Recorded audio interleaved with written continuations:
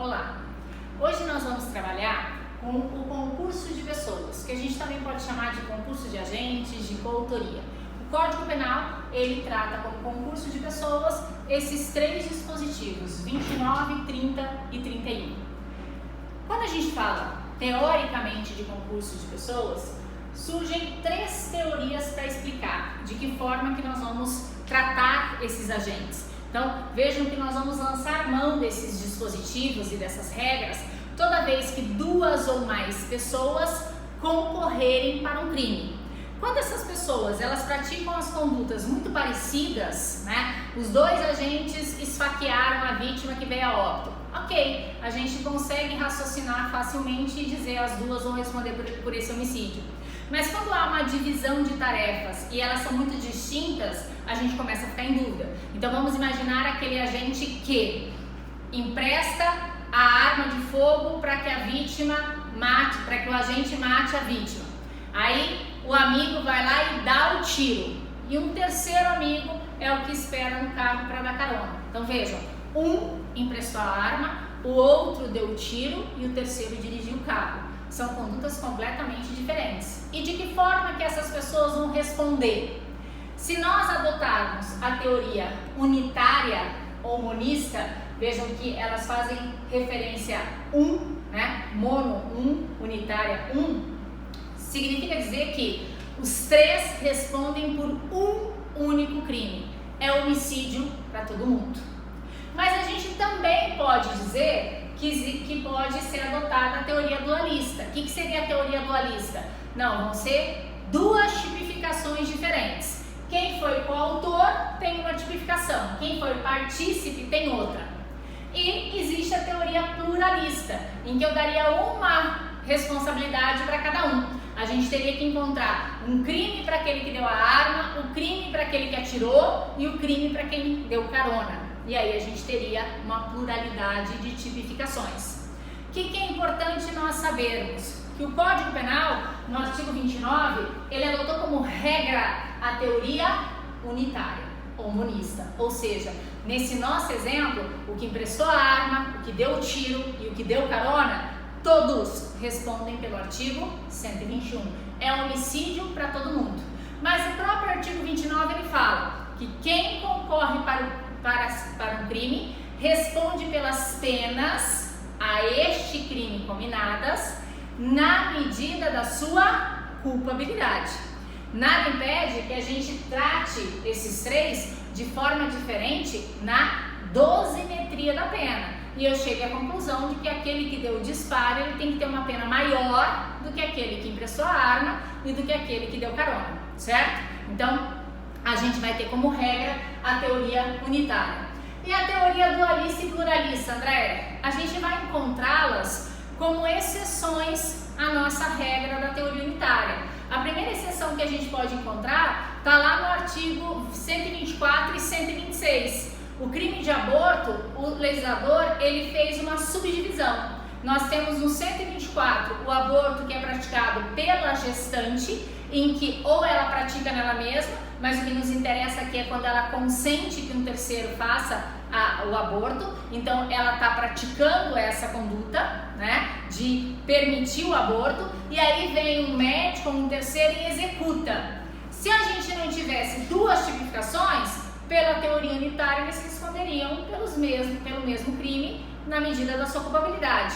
Só que o legislador colocou lá 124 para a gestante, 126 para esse terceiro. Então a gente fez uma exceção, traz aqui uma exceção à teoria unitária.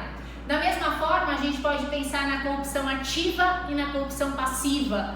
Lá na parte dos crimes contra a administração, a gente vê bons exemplos dessa exceção à regra. Por quê? Porque a gente tem um capítulo de crimes praticados por funcionário público e crimes praticados pelo particular. E muitas vezes eles vêm casadinho. O particular responde por um crime, o funcionário por outro, mas na verdade o resultado para a administração é o mesmo. Então isso é exceção à regra.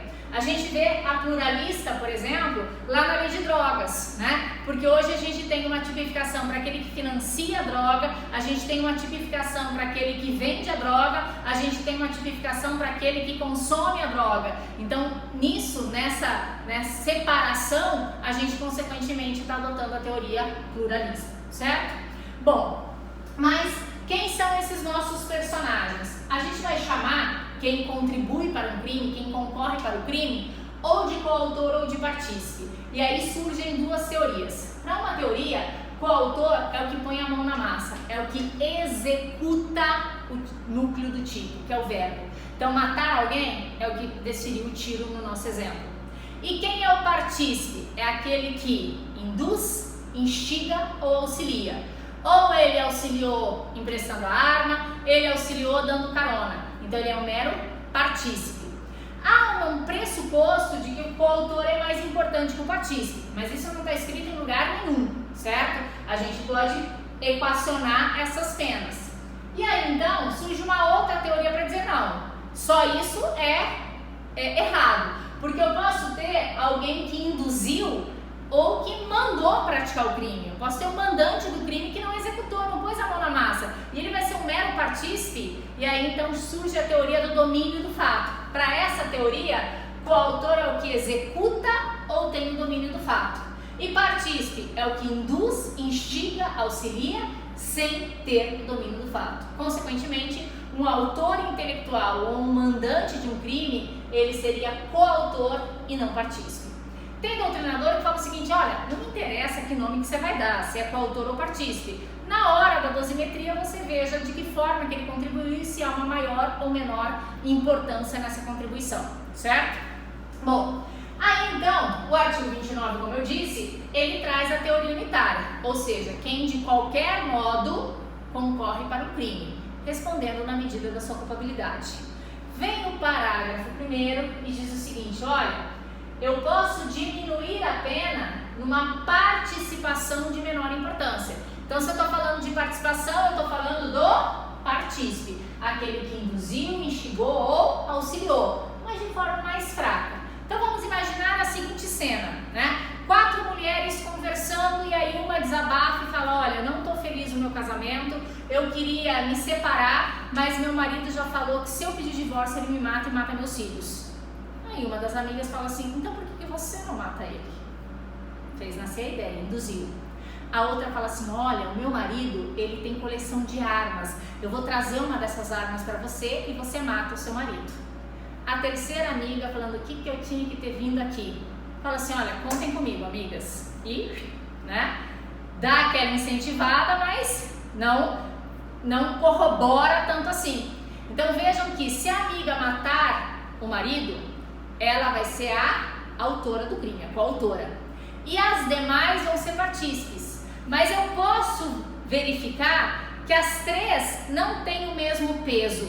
A que deu a ideia, que emprestou a arma, são muito mais importantes do que aquela outra. Então, consequentemente, para essa é que eu poderia dar a diminuição de pena que está prevista no parágrafo 1º, certo?